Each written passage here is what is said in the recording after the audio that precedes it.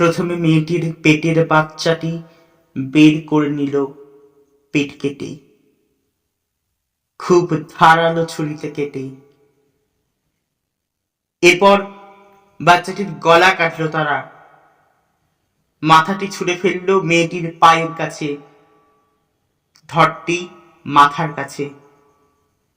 ছুঁড়ে ফেলে বেদম হাসতে থাকলো তারা। কারা তারা? তারা হিন্দু, সম্ভাব্য হিন্দু রাজ্যের দেশপ্রেমিক নাগরিক।